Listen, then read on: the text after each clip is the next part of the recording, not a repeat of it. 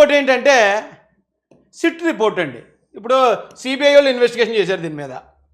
Investigation చేసిన వాళ్ళు మరి వాళ్ళు ఇస్తారు కదా ఒక రిపోర్టు కోర్టుకి, ఒక రిపోర్ట్ కోర్టుకి ఇచ్చారు. ఏమని ఇచ్చారు?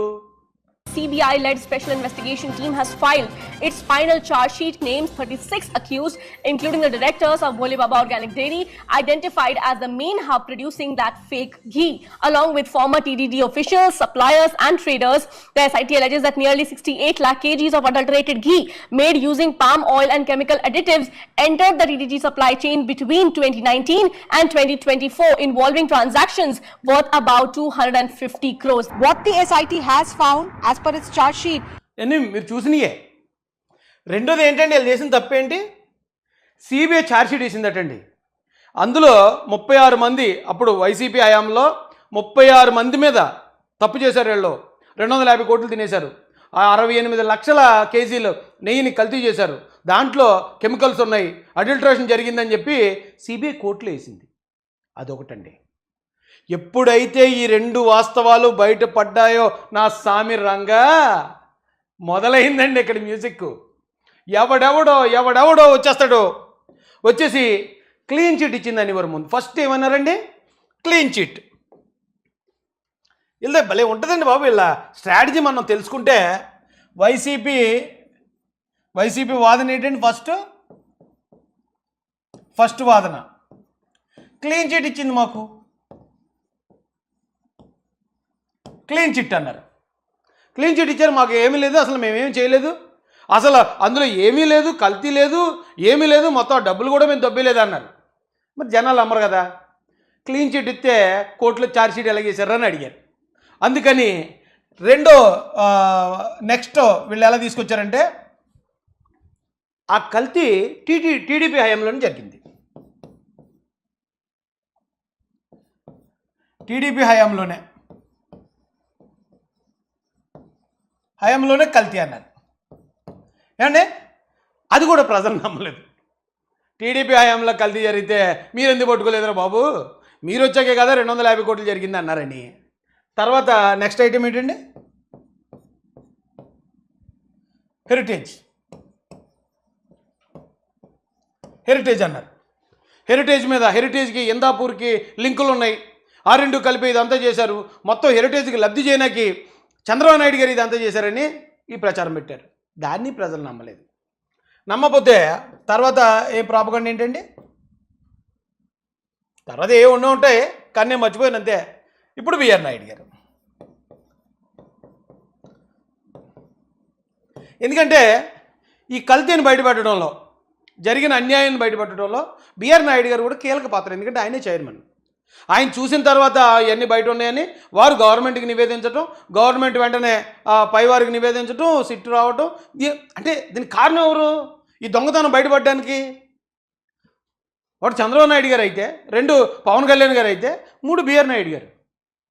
సో వీళ్ళని అటాక్ చేసేయాలి. అంటే ఎవరైతే మన తప్పును బయటపెడతారో వాళ్ళని నేల నాకించేయాలి, నేల మట్టం చేసేయాలి.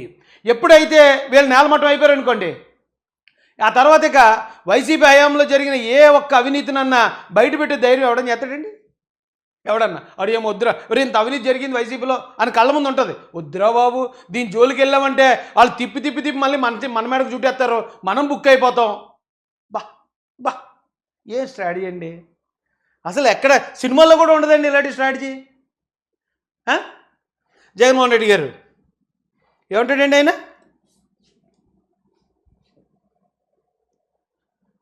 ఇదే చదివేశాం కదండి మొత్తం. అదే ఇది ఈరోజు కొత్త ఏం కాదు. వీళ్ళ స్టైల్ ఇప్పుడు జనరల్గా ఒక్కొక్కరికి వర్కింగ్ స్టైల్ ఉంటుందండి. ఎవరో అంటే సచిన్ టెండూల్కర్కి ఒక బ్యాటింగ్ స్టైల్ ఉంటుంది, చిరంజీవి గారికి ఒక డ్యాన్స్ మూమెంట్ స్టైల్ ఉంటుంది, అలాగే అమితాబ్ బచ్చన్ గారికి కూడా ఒక డ్యాన్స్ మూమెంట్ స్టైల్ ఉంటుంది. అలాగా సిగ్నేచర్ స్టైల్ ఉంటుంది. వైసీపీ కూడా సిగ్నేచర్ స్టైల్ ఉంది. ఇప్పుడు ఈరోజు నేను ఇది చెప్పాను మీకు, వీళ్ళు ఏమంటారు? ఏదో లెటర్ అంటున్నారండి. ఈ లెటర్ రాసింది బాధిత మహిళ అని సాక్షాత్తు మాజీ సీఎం వచ్చి చెప్తున్నాడు.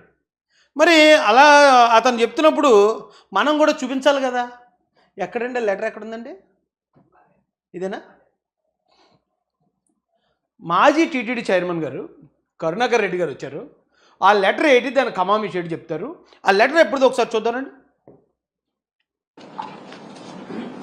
ఆవిడ ఎవరైతే ఈయన అన్యోన్య బంధం అని అన్నాడో ఆవిడ 2019 ఎన్నికలప్పుడు గౌరవనీయ పూర్వ ప్రస్తుత ముఖ్యమంత్రి చంద్రబాబు నాయుడు గారు తెలుగుదేశం పార్టీకి ఆవిడ పంపించిన లెటర్ 2019 ఎలక్షన్ ముందు అన్నారు. అంటే 2018, 17, 16 లేకపోతే 15, 14 ఇంకా అన్నీ కూడా ఎలక్షన్ ముందే.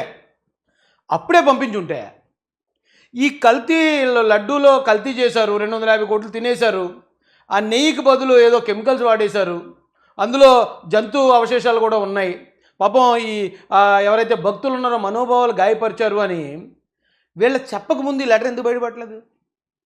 అప్పుడే పెట్టాలి కదా. ఇప్పుడు గవర్నమెంట్ వచ్చిందండి, ఎందుకంటే 2019 ఎలక్షన్ ముందు అంటున్నారు. ఓకే, మరి 2019 ఇళ్ళ నెగ్గారు కదా, ఇళ్ళ నెగ్గినప్పుడు ఒక ఎంక్వైరీ చేయించి ఉండొచ్చు కదా. 19 నుంచి 25 దాకా 24 దాకా ఇళ్ళే ఉన్నారు కదా అధికారంలో, అప్పుడు ఎందుకు తీయలేదు? అంతకుముందు ఎందుకు తీయలేదు? లేదు 2024 ఎలక్షన్ గెలిచిన తర్వాత కూటమి అధికారంలో కూర్చున్న తర్వాత వెంటనే ఎందుకు బయటపెట్టలేదు? ఓ నెలగా, 2 నెలలు, 3 నెలలు, సంవత్సరంన్నర ఎందుకు బయటపెట్టలేదు? సడన్గా కల్తీ జరిగింది, శ్రీవారి సొమ్మును కూడా కొట్టేశారు వీళ్ళు దొంగలు అని వాళ్ళు చెప్పాక అప్పుడు తీయటండి బాబా, ఇదేం దరిద్రం. ఇప్పుడు ఈ లెటరు 2019 ముందుది అంటున్నారు, మరి ఆ ఫోటోలు ఏవి వచ్చాయి? ఆ ఫోటోలు నిజమో మార్పింగ్ నాకు తెలీదు. ఎందుకంటే నేను చిన్నపిల్లని ఆ రోజున ఆడెవడో గోరంట్ల మాధవ్ కూడా వచ్చి లేదు అది మార్పింగ్ వీడియో అన్నాడు. అప్పుడు కూడా ఇలాగే చిన్నపిల్లల పసి మనసుతో అది మార్పింగ్ కాదేమో అనుకున్నాను, మార్పింగ్ ఏమో అనుకున్నాను. ఎందుకంటే అది మార్పింగ్ అన్నారు కదండి అప్పుడు. కాబట్టి ఈ లెటర్ ఏంటి, వీడియోలు ఏమో అశ్లీలంగా ఉన్న వీడియోలు ఏమి రాలేదు. ఒకవేళ అది ఎడిటింగా లేకపోతే నిజమో నాకు తెలీదు, నిజం చెప్తున్నాను.